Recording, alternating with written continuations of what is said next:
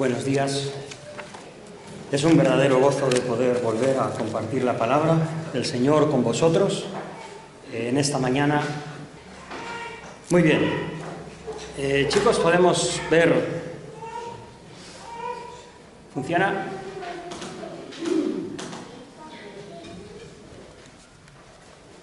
Muy bien, muchas gracias. Muy bien. A ver si ahora funciona el botón. ¿No? Sí, muy bien. Estupendo. Una premisa, un fundamento. O sea, solo hay dos posibilidades de realidad en nuestro mundo. O bien somos un coágulo perdido de protoplasma sin propósito ni razón de ser.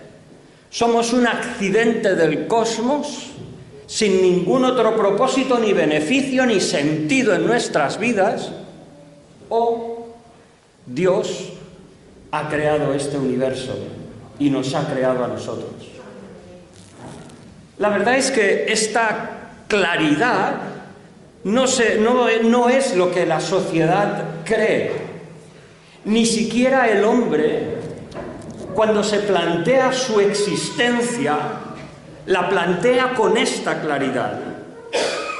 Como es quizás típico de nosotros como seres humanos caídos en el pecado, lo que tratamos es de buscar una mezcla, un compromiso entre los dos, una especie de traición a nuestro intelecto para tratar de encontrar un sitio intermedio.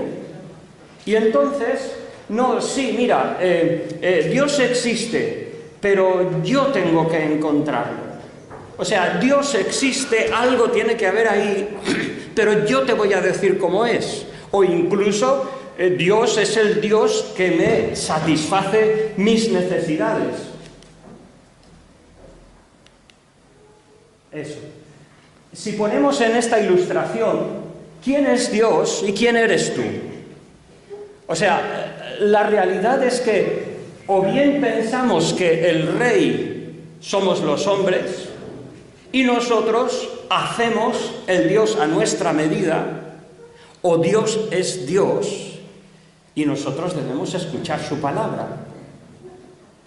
De la primera forma es como dice el Antiguo Testamento. Es curioso y maravilloso, aún pues en el siglo VII antes de Cristo, y ya el profeta Isaías dice, fíjate el sentido de esos apaños que nos hacemos nosotros para decir quién es Dios, cómo es el mundo y encontrarnos a gusto. Y dice, el platero o el leñador o el tallador coge un trozo de madera y entonces talla una figura y entonces dice, con el resto se calienta la comida, o sea, se beneficia a sí mismo. Y con el otro resto dice, pues mira, alma, ahora adora a este ídolo. Y Dios dice, pero a ver, ¿no os dais cuenta que tiene ojos pero que no ve? ¿Que puede tener orejas pero que no oye? ¿Qué sentido tiene? De la misma manera, si Dios es tan pequeño como la mente de un ser humano, ¿qué sentido tiene? Dios, por necesidad, si ha creado este mundo, tiene que ser infinitamente mayor, como lo es el universo. Es que no tenemos ni idea, no podríamos calcular el universo desde un extremo al otro. Es imposible. La ciencia parece decir que se está expandiendo. Es que no tenemos ni idea. Entonces, o nosotros somos el rey y nuestra creencia y convicción es una ridiculez, o Dios es Dios y nosotros escuchamos su palabra. Dejadme decir que igualmente es dentro de lo que se llama la cristiandad. O tomamos la palabra del Señor entendiendo que fue escrita pues más o menos en un periodo de 1400 años por 44 autores, pero con un mismo tema, con una sorprendente y sobrenatural uniformidad. O tomamos la Escritura tal como lo dice, o si no, si decimos que fue escrita con conceptos de su época, pero que no son los nuestros, con valores culturales de los suyos, pero que no son los nuestros, y que por tanto no tiene ninguna relevancia para nosotros, volvemos otra vez a las andadas. Nos estamos haciendo nuestro propio Dios. Stephen Hawking, hay dos personas que han promulgado el ateísmo desde el siglo XX, la última parte, y que siguen como iconos del ateísmo. Fíjate lo que dice este señor, Stephen Hawking, conocido por su silla de ruedas, su parálisis cerebral.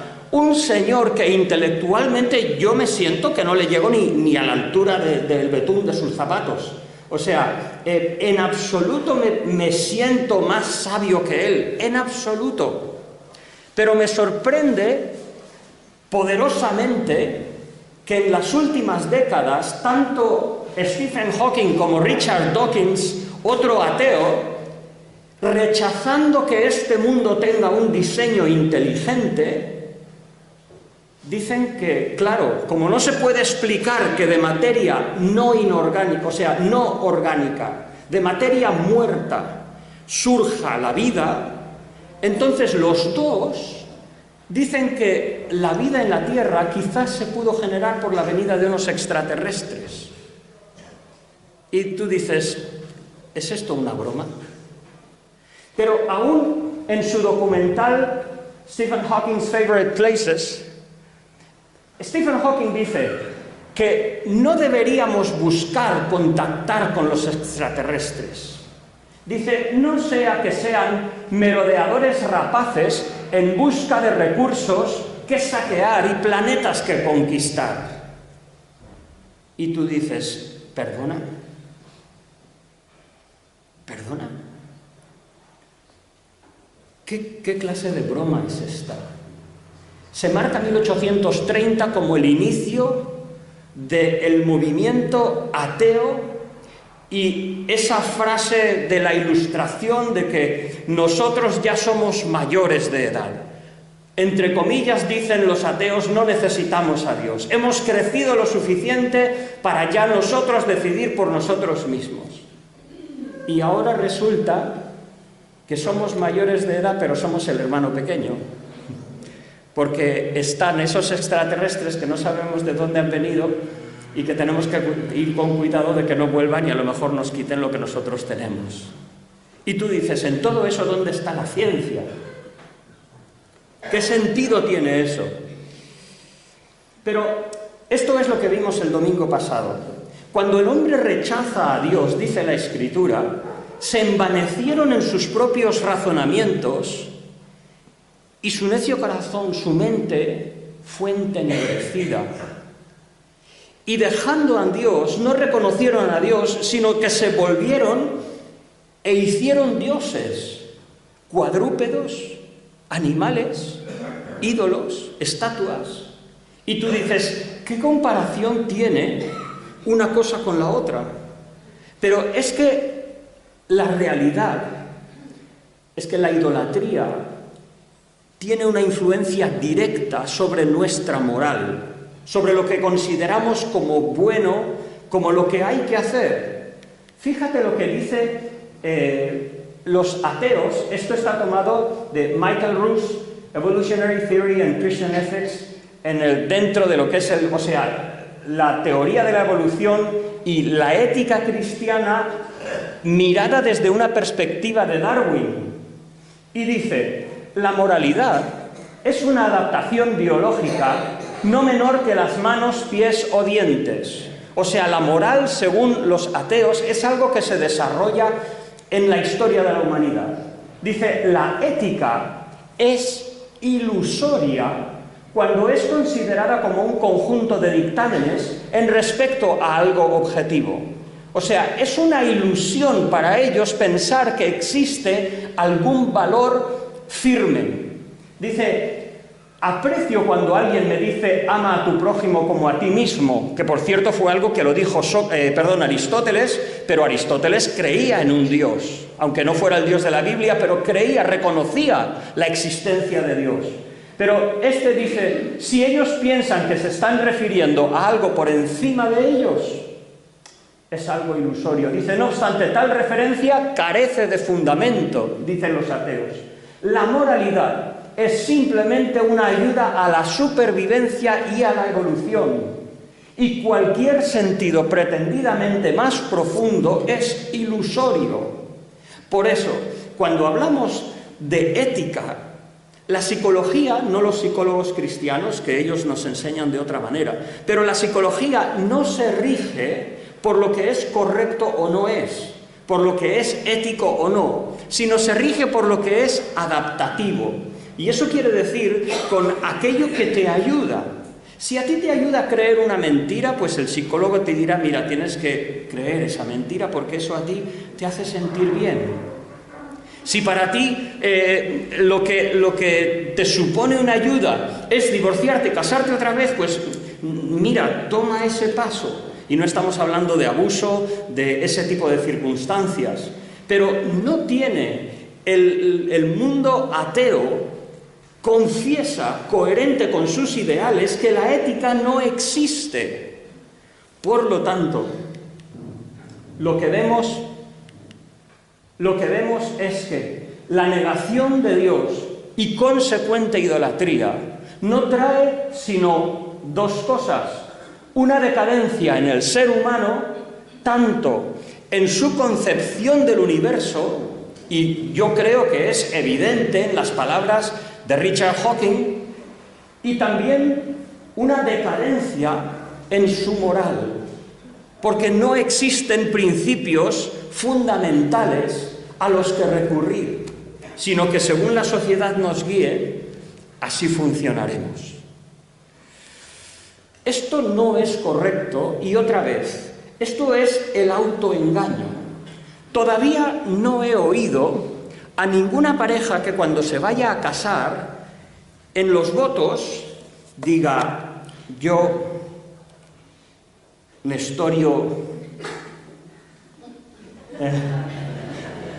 te acepto, no me sale, lo siento, te acepto a ti, Trifosa, no sé qué, como legítima esposa hasta que encuentre otra mejor.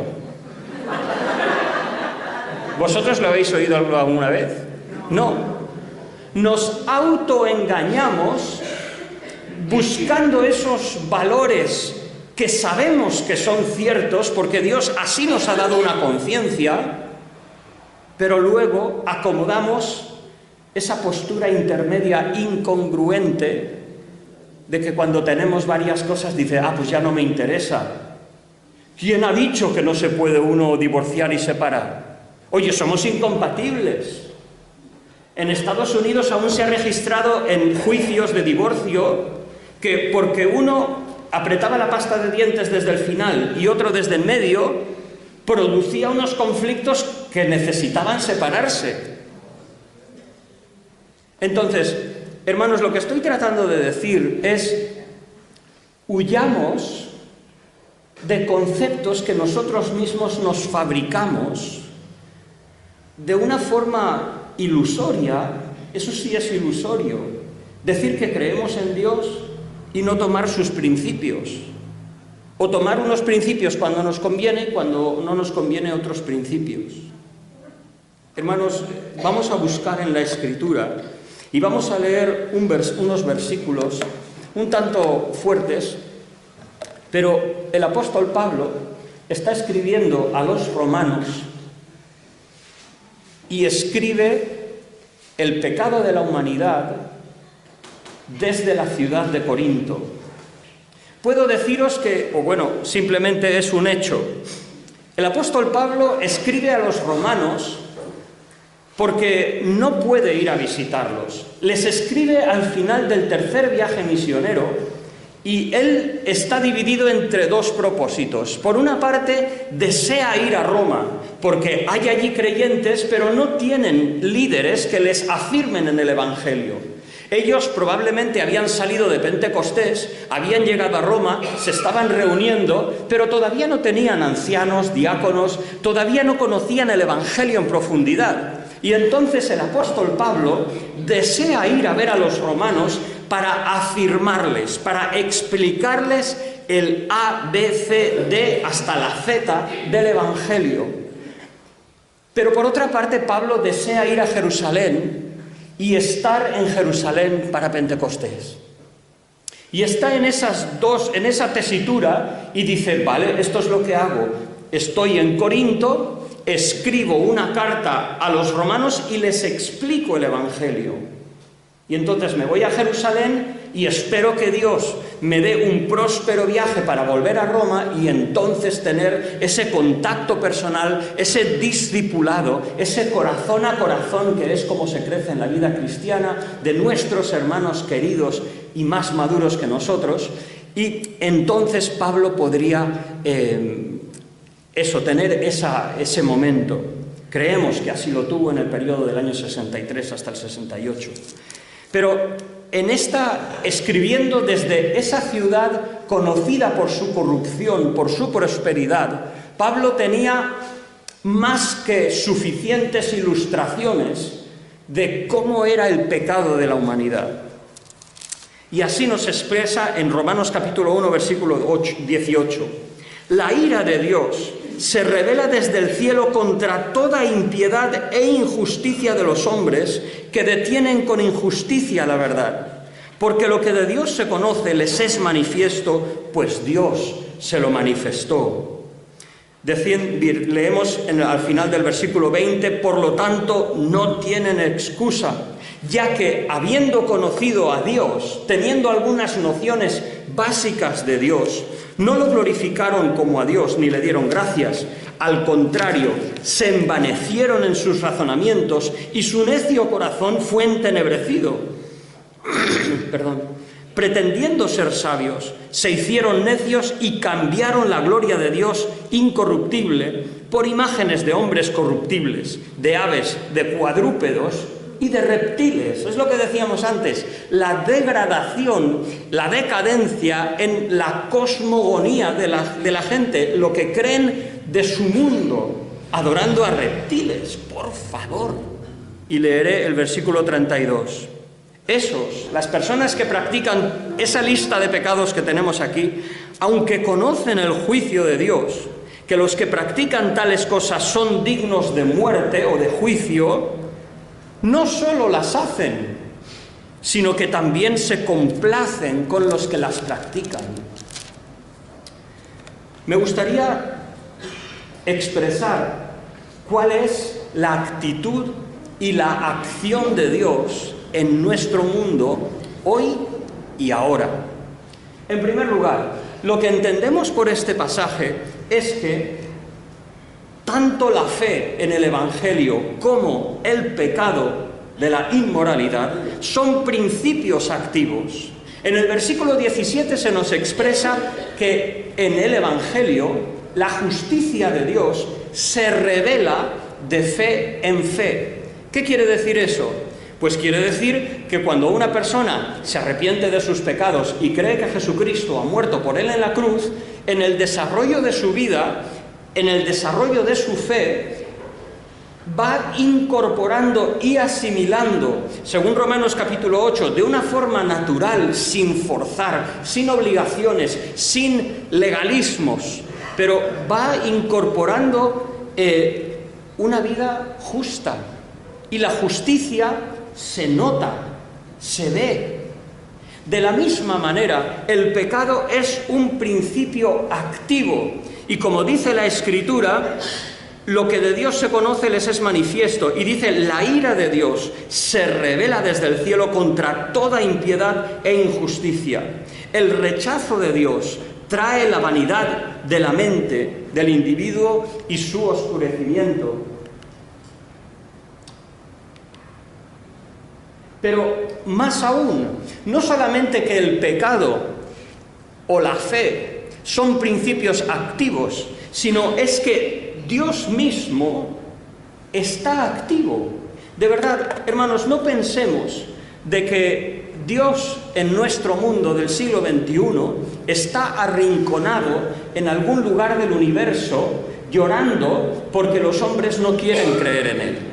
Por favor, totalmente contrario a eso. Nuestro Dios reina, gócese la tierra. Y lo que este pasaje dice es que, en realidad, la decadencia moral es dos cosas.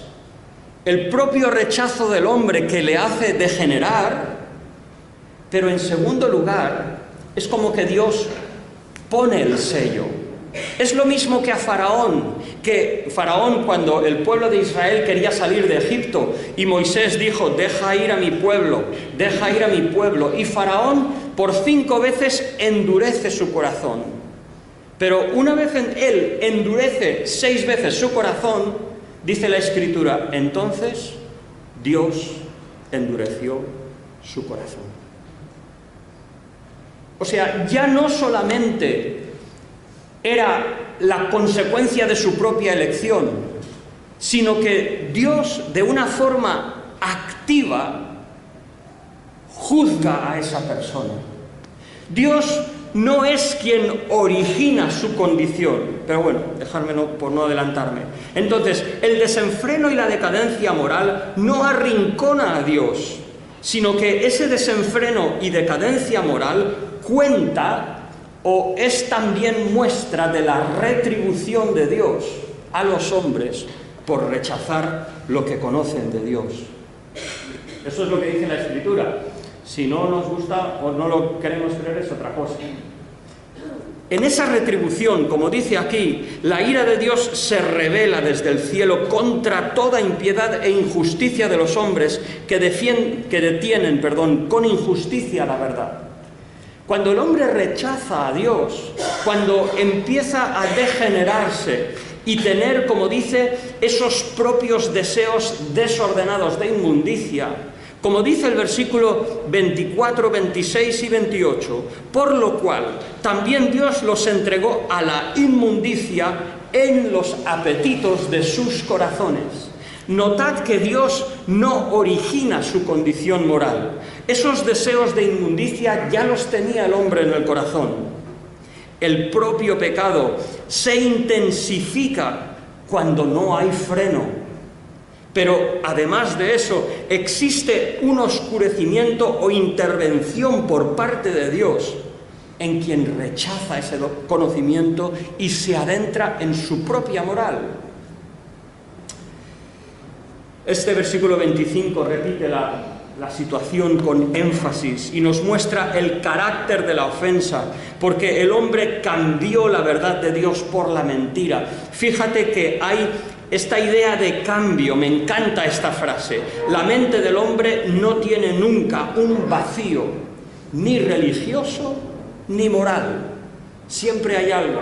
Y cuando rechaza a Dios, necesariamente lo sustituye con otra premisa. Estos versículos nos muestran ese carácter de la ofensa, el fundamento o la justificación del juicio de Dios, porque rechazaron dar a Dios lo que es propio, el reconocimiento de su majestad, de su ser, y muestra la gravedad del rechazo a Dios, dando culto a las criaturas antes que al Creador. Dice la Escritura entonces que Dios los entregó a pasiones vergonzosas. Bien. Y por último, en esa expresión de cómo Pablo, inspirado por el Espíritu Santo de Dios, con una piedad y una espiritualidad sólidamente fundada en el Antiguo Testamento, cuando él describe a la humanidad en su pecado delante de Dios, lo que nos dice es que, como ellos no quisieron tener en cuenta a Dios, Dios los entregó a una mente depravada, una mente que ya no es capaz de discernir qué es correcto y qué no es. Pero la puntilla, la estocada, es que dice, personas que participan en este desenfreno o el pecado general de la sociedad, dice, aunque conocen el juicio de Dios, que los que practican esas cosas son dignos de muerte, no solo las hacen, sino que también se complacen con los que las practican. Hay dos palabras en griego para hablar de algo que está mal. Una es kakos, que simplemente es lo que es malo, sin más, objetivamente. Pero hay otra que es poneros, que no solo es malo, sino malicioso. No solamente es malo, sino que busca infectar. Y esto es así. Las personas que tienen estas orientaciones que hoy el mundo condena, que hoy la Escritura condena y el mundo aprueba, pues ellos no solamente hacen sus cosas, sino es que se complacen cuando otros lo practican. O sea, no se contentan con tener su estilo de vida, sino quieren que tú se lo respetes y digas que está bien. En este sentido me pregunto el papel que tiene la televisión en que el pecado no solamente es hecho, sino es expresado y consentido. Salmo 101, versículo 3, dice la Escritura, David escribiendo, no pondré delante de mis ojos cosa injusta. Bueno, entonces, esto es como el Señor lo ve. Esto es como Dios ve la humanidad.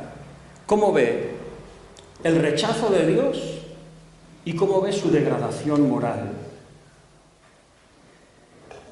Me gustaría entonces tratar, como dice en Hechos 2, hermanos, entonces, ¿qué haremos? ¿Qué haremos? En primer lugar, si somos creyentes, seámoslo hasta el fin. No podemos acomodar a Dios ni su palabra porque tengamos un familiar cercano que ha tomado una dirección particular, o porque tengamos un amigo, o porque trabajemos, o porque tal persona es muy maja, aunque tiene su propia orientación. Dios no cambia. Si Él ha hecho este universo, si Dios ha creado los cielos y la tierra como entendemos y como no existe comparación en cualquier otra religión del mundo, y si no, sentémonos y hablemos de ello, pues entonces escuchemos su palabra y defendámosla, aunque nos cueste. Pero en segundo lugar, creo que no nos podemos quedar con la condenación del mal. Que quede claro que nosotros no criminalizamos a las personas, no criminalizamos a nadie.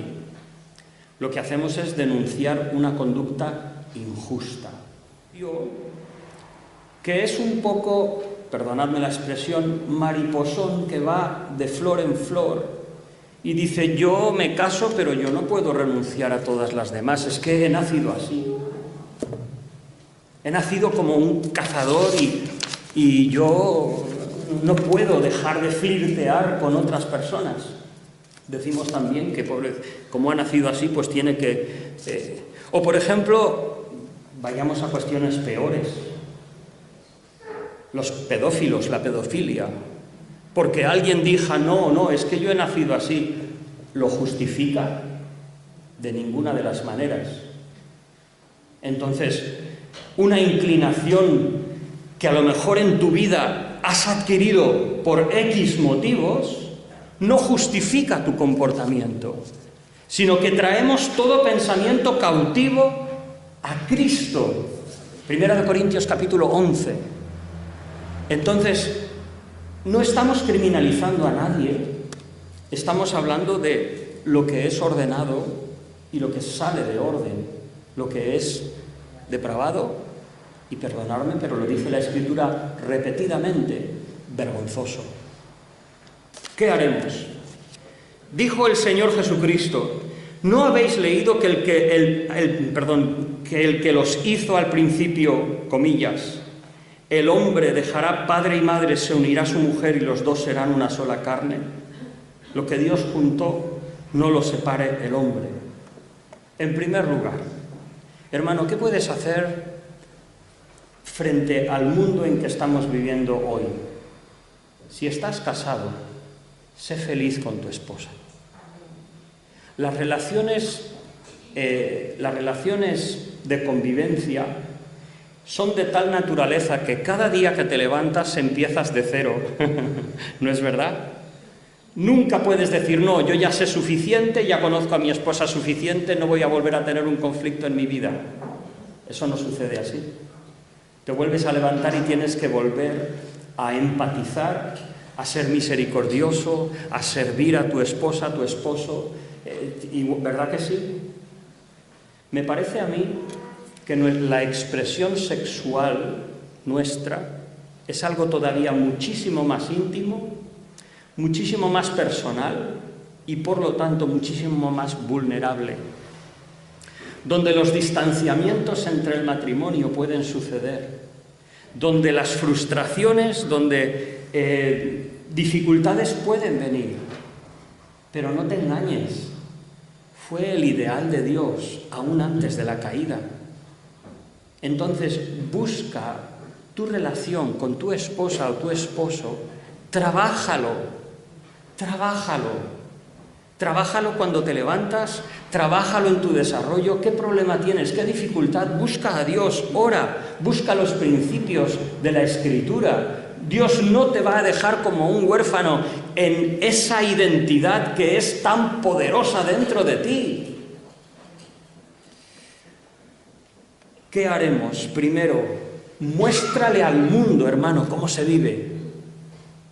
No me refiero, por favor, no me refiero a ser indecorosos ni mucho menos, pero sé feliz con tu esposa y con tu esposo. ¿No dicen que el amor y el dinero son cosas que no se pueden disimular? Pues que la gente de tu trabajo vea de este no sé qué tiene, pero tiene un matrimonio que funciona como una moto.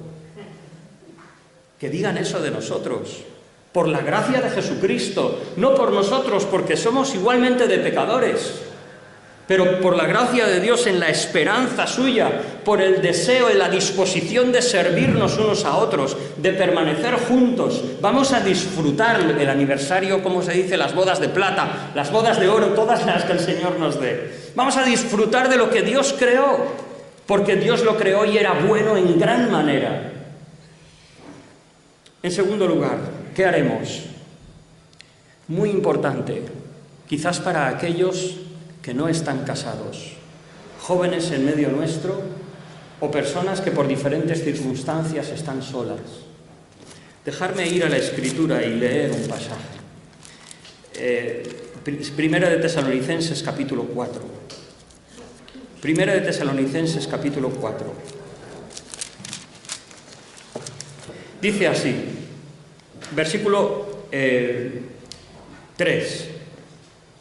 Bueno, leemos desde el versículo 2. Ya sabéis las instrucciones que os dimos por el Señor Jesús. O sea, Pablo va a reiterar lo que ya les dijo y dice, la voluntad de Dios es vuestra santificación.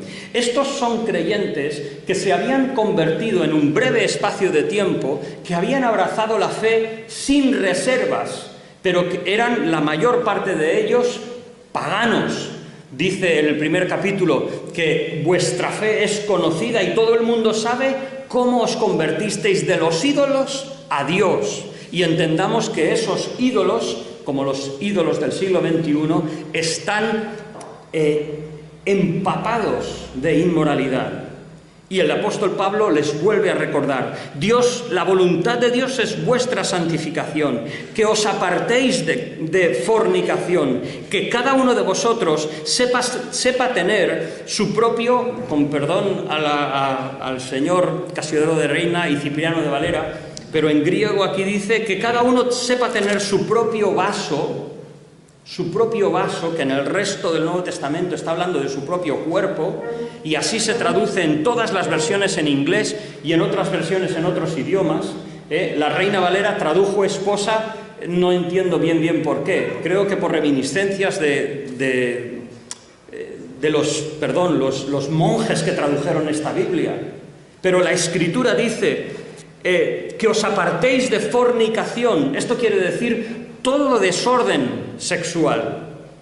Que cada uno de vosotros sepa tener su propio cuerpo, su propia vasija, en santidad y honor, no en pasión desordenada como los gentiles que no conocen a Dios.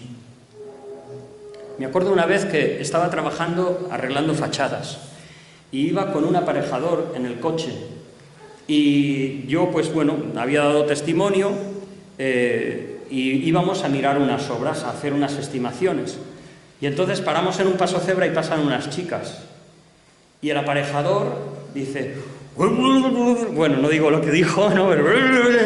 Y me mira y dice, ay, perdona, dice que tú eres una persona normal. Dice, yo es que ya me he acostumbrado mal. Este chico, que por cierto tristemente estaba casado, iba a demasiadas revoluciones en cuanto a su cuestión sexual. Jóvenes, como una vez un hermano me dijo, la sexualidad en un ser humano es como un trineo cargado con 10 personas arriba de una montaña.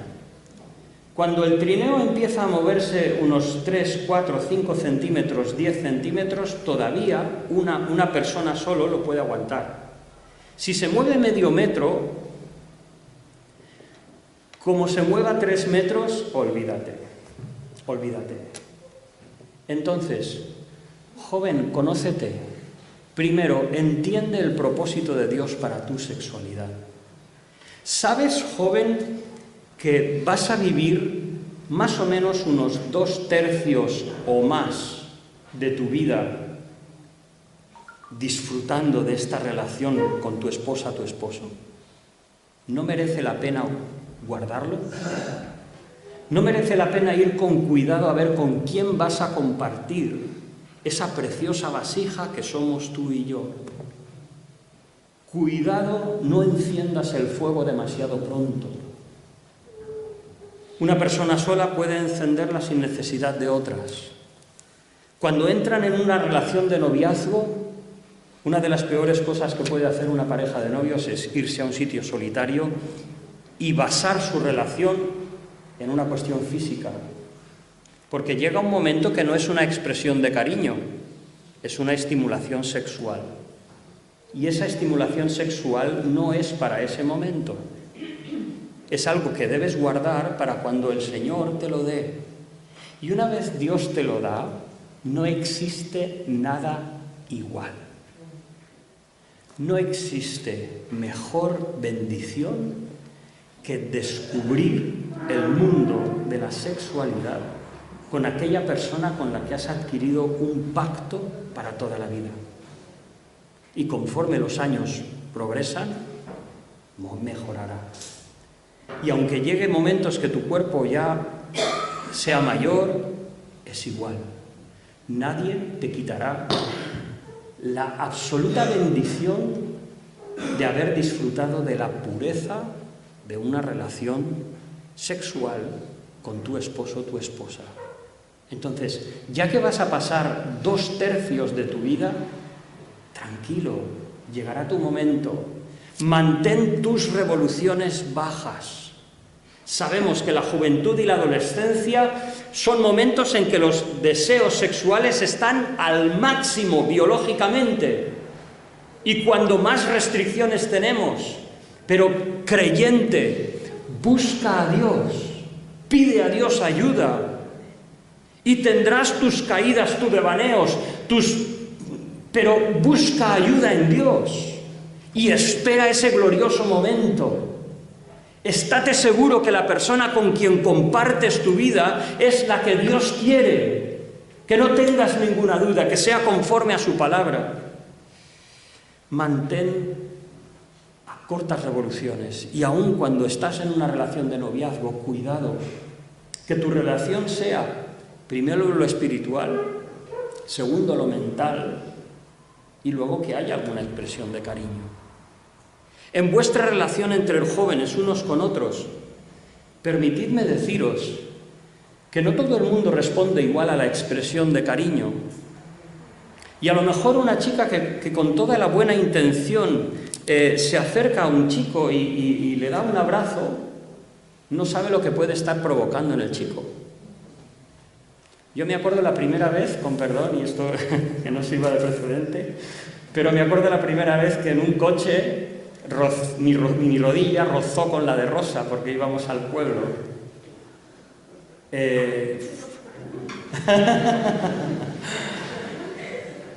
Entonces, chicas y chicos, respetad esa privacidad, respetad esa libertad, ir con cuidado.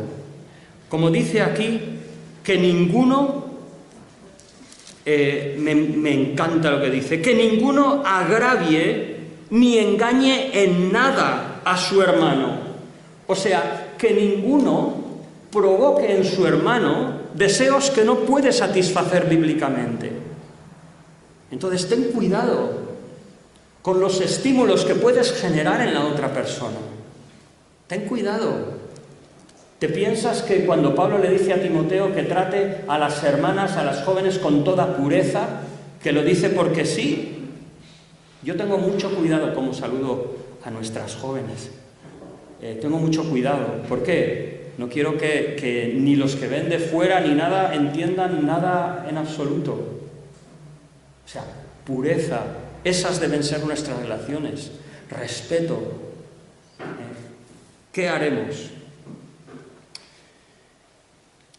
Tercero, primero, el ideal que el Señor Jesucristo nos dijo, cómo Dios hizo al mundo. Segundo, y al hombre y a la mujer. Segundo, si no tienen don de continencia, cásense. Planea por el matrimonio. Me acuerdo una vez, lo siento, he empezado a predicar a -4. Solo voy a tomar 5 minutos más. Pero me acuerdo una vez que en un lugar que estuvimos ministrando, le dije a una chica, le digo, mira, deberías tomar tiempo para buscar la persona que Dios tiene para ti. Y ella me dijo, no, Manuel, venga, no, por favor. Tenía, creo que era 18, 19 años, algo así, o 20. Y le dije, no, digo, toma tiempo, vete a campamentos, vete a retiros, búscalo activamente. O sea, piensa que es algo, es como cuando tú vas a trabajar. Si tú quieres trabajar de algo, te preparas, estudias, tratas de construir tu currículum para ser atractivo y poder encontrarte con ese trabajo que deseas. ¿Cuánto no una persona con quien vas a compartir tanto? Entonces, esta chica me dijo, no. A los meses, se fue con un chico que no era creyente a vivir, tuvo un hijo y al poco tiempo se encontró a su marido en relaciones con otra persona en su propia casa. Su vida se destruyó. No merecía la pena tener en cuenta nuestra identidad sexual, nuestra necesidad, cuando el mundo ha erotizado absolutamente todo. Hoy te puedes comprar pasta de dientes, puedes ver la tele, anuncios de coches, de agua mineral, de lo que quieras, y te va a salir algo erótico, algo que te estimula. ¿Por qué es? Porque existe esa naturaleza dentro de nosotros. Entonces, no la ignores. Uno, el ideal de Dios. Segundo, si no tienes el don de continencia, pues cásate, ora, pide a Dios. Tercero, en el matrimonio, dice la Escritura, no os neguéis el uno al otro, para que no os tiente Satanás. Aquí no hablamos de relaciones tóxicas, No hablamos de relaciones donde hay abuso físico o psíquico, lo cual rechazamos absolutamente. Pero cuando hay una relación normal, hermanos, dice la Biblia, no yo, cuidar este aspecto. No os neguéis el uno al otro, lo dice la Biblia, no yo. Por algo será si está en la Biblia. ¿Qué haremos? Vivimos en una sociedad erotizada. Tanto si es, lo hemos dicho. Segundo, seamos comprensivos para quienes han pasado heridas personales.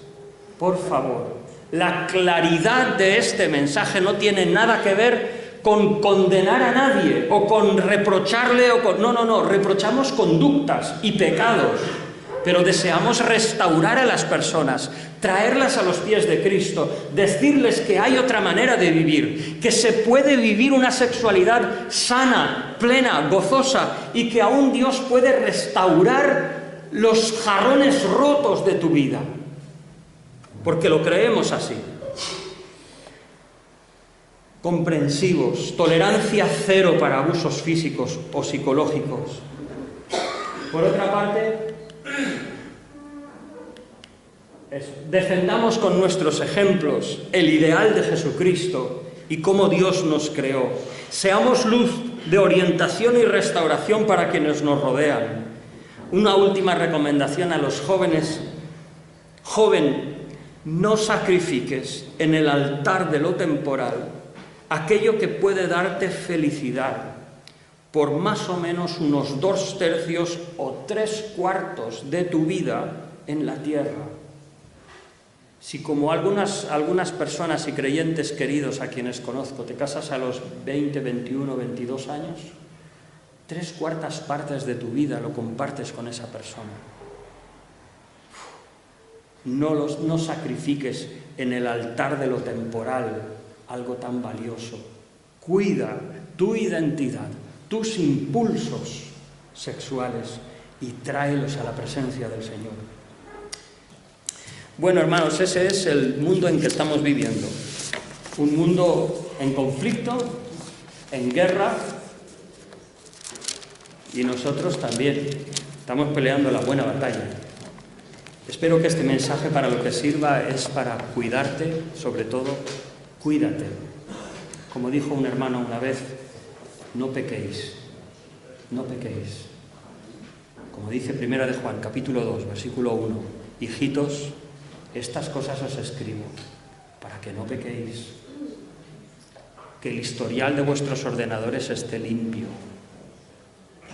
las páginas que visitáis, los vídeos que veis, vuestros móviles que estén limpios, que nuestras relaciones matrimoniales funcionen por la gracia de Dios. Trabajemos en ellas, que nuestros jóvenes sepan esperar, que entiendan que Dios no condena los impulsos sexuales, solo los tiene para un momento muy especial. No lo estropees. No nos quejamos de los spoilers. Me acuerdo de alguien que dice, ¿ves la película del Sexto Sentido? Dice, va, no la mires. Dice, el Bruce Willis está muerto desde la primera escena.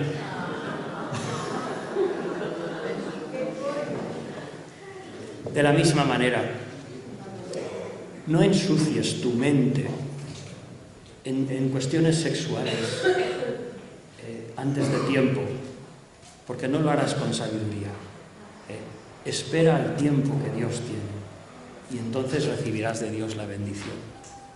Que el Señor nos ayude.